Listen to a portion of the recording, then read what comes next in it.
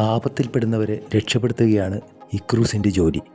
ഇക്രൂസ് എന്തു പറഞ്ഞാലും അതനുസരിക്കുന്ന ഒരു വടിയാണ് മത്താസ്. ഒരു ദിവസം കിച്ചുകുറുക്കൻ വഴിയിലൂടെ നടക്കുമ്പോൾ ഇതൊരു തീപ്പെട്ടിയാണല്ലോ.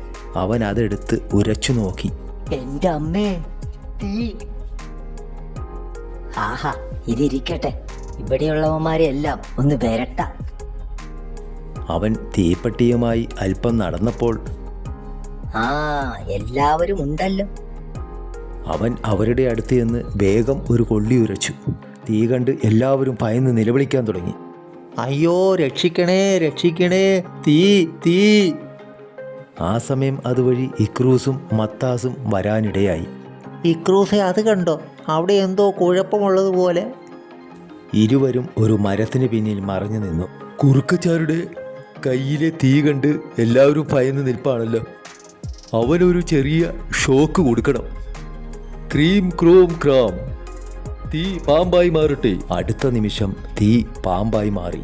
അയ്യോ, പാമ്പ്, പാമ്പ്! പാമ്പിനെ ദൂരേക്കെറിഞ്ഞ് കുറുക്കച്ചാർ പറവറാ ഓടാൻ തുടങ്ങി. രക്ഷിക്കണേ, രക്ഷിക്കണേ, രക്ഷിക്കണേ, രക്ഷിക്കണേ! അവന്റെ ഓട്ടം കണ്ടില്ലേ? ഇക്രൂസേ, താങ്ക്സ്, താങ്ക്സ്.